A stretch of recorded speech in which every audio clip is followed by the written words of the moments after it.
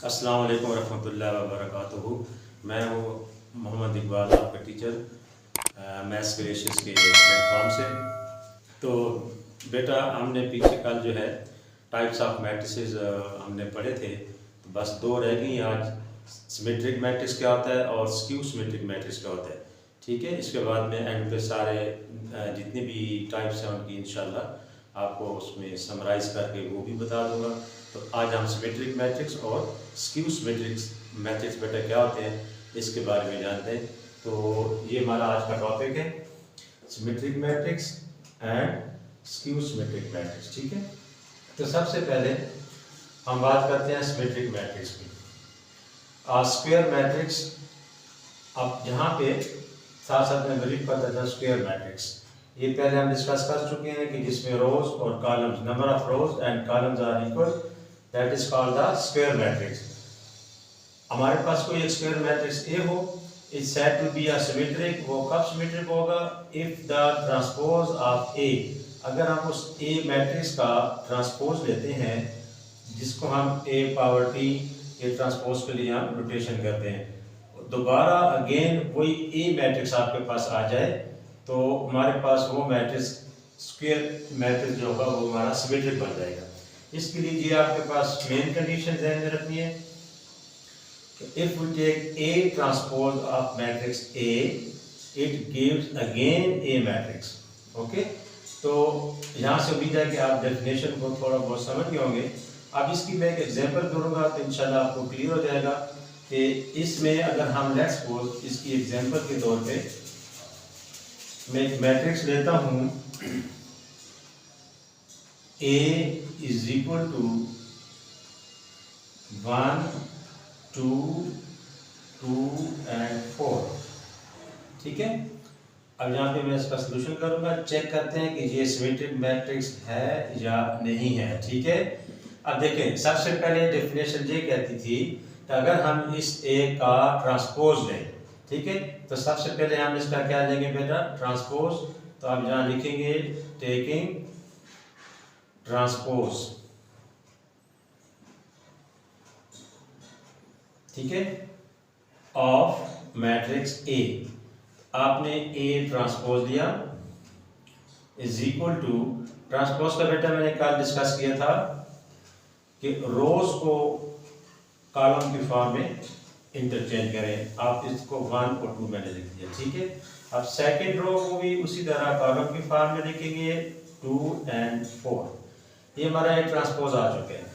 अब हम देखते हैं क्या ट्रांसपोज देने के बाद भी हमारा वही मैट्रिक्स रहा। अब चेक करते हैं, देखें 1 2 बिल्कुल 1 2 वही है, 2 और 4 2 और 4।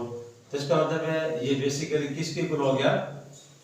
ये ए मैट्रिक्स है। ठीक है, this it gives that A transpose is equal to A, क्योंकि ये ए के इक्वल है तो इसलिए मैंने इसकी जगह ए पुट कर दिया।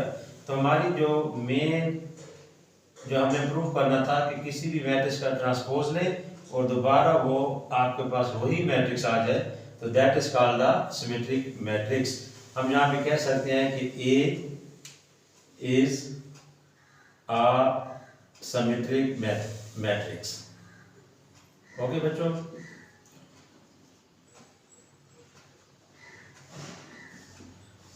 ठीक है, अब ये आपको समझ आ गई होगी। अब नेक्स्ट जो है हम जाते हैं बेटा स्क्यू सिमेट्री की तरफ।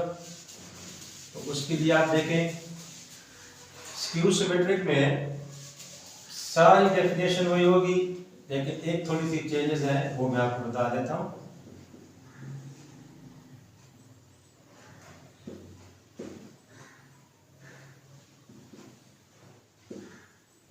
स्क्यू सिमेट्रिक मैट्रिक्स, इसमें वही होगा कि हम एक स्क्वायर मैट्रिक्स लेंगे, अगर उसका ट्रांसपोज ले और उसका आंसर माइनस ए आ जाए। ये कंडीशन आपने ध्यान में रखनी है कि किसी भी मैट्रिक्स का ट्रांसपोज ले, लेट्स सपोज वो ए है और इसका आंसर माइनस टाइम ए आ जाए, तो then it will be skew symmetric matrix. ठीक है, एग्जांपल देखते हैं बच्चों।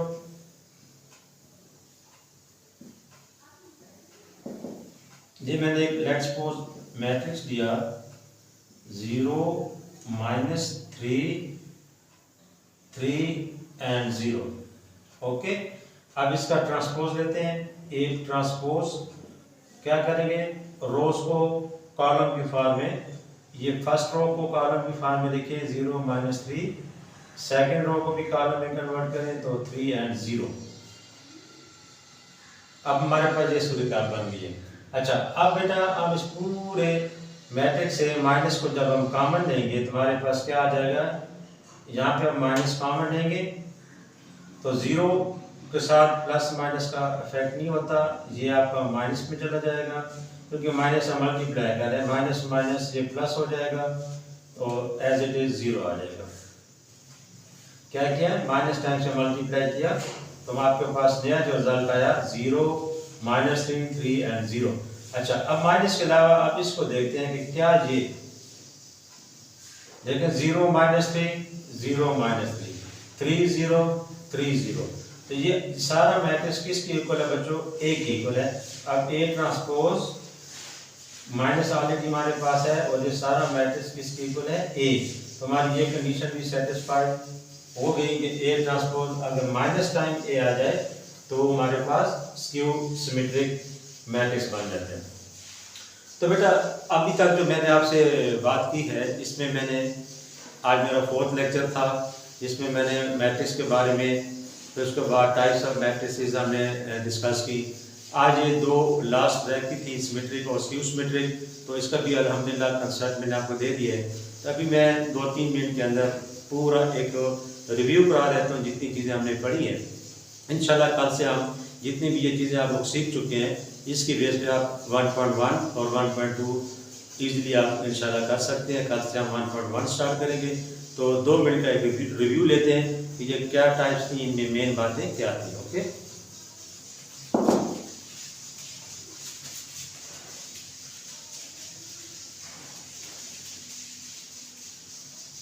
ये देखिए बेटा हमने अभी तक डिस्कस किया मैट्रिक्स क्या होता है, ठीक है, पहले की चीज़ हमने डिस्कस की। फिर सेकंड में हमने टाइप्स ऑफ मैट्रिक्स में हमने पढ़ा था, रो मैट्रिक्स की बात की थी हमने। फिर तीसरे में हमने कॉलम मैट्रिक्स की बात की।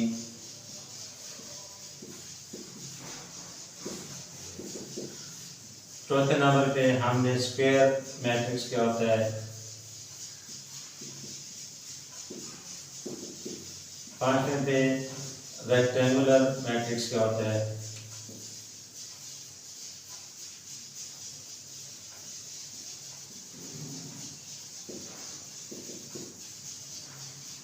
छठे पे हमने नल मैट्रिक्स की बात की।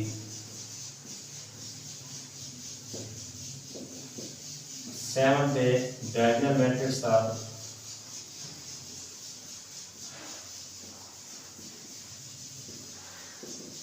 और 8 पे हमारे पास आइडेंटिटी मैट्रिक्स।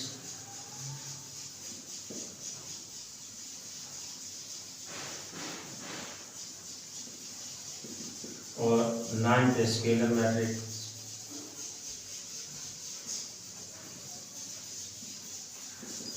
और आज जो हमने पढ़ा symmetric matrix and skew symmetric matrix. skew symmetric matrix, ये बेटा एक पूरी लिस्ट आ गई हमारे पास टाइप्स ऑफ मैट्रिसेस की, और मैट्रिक्स कोड आ गया। इसका रिव्यू करते हैं। मैट्रिक्स का हमने सिंपल शॉर्टकट में बताऊंगा कि मैट्रिक्स बेसिकली क्या होता है, written in the form of rows and columns की फॉर्म में, ठीक है, और इसको हम स्क्वायर ब्रैकेट्स में डालते हैं, ठीक है, written in the form of rows and column. Just मैं आपको आइडिया दे रहा हूँ, ठीक है। रो मैट्रिक्स का मैंने बताया था कि having only one row, having only one row, then it will be called row matrix. Column के लिए बताया था having only one column, ये भी हमारा डिस्कस हुआ था। ये आपको रिव्यू करा रहा था कि आपके माइंड में रहे। स्क्वायर मैट्रिक्स के लिए बताया था कि when number of rows is equal to number of columns. Rectangular matrix के लिए बताया था मैंने कि when rows not equal to column, number of rows not equal to column. Null matrix में बताया था all entries are zero, all entries are zero, ठीक है। डायगोनल मैट्रिक्स के लिए बताया था main diagonal have entries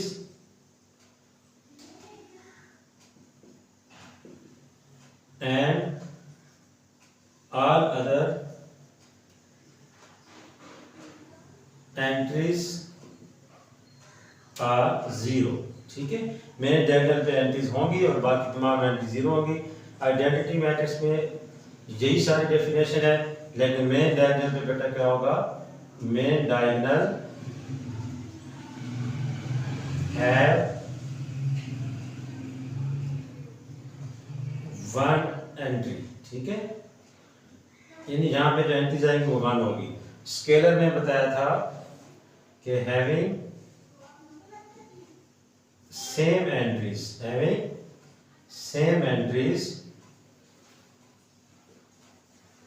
on diagonal place,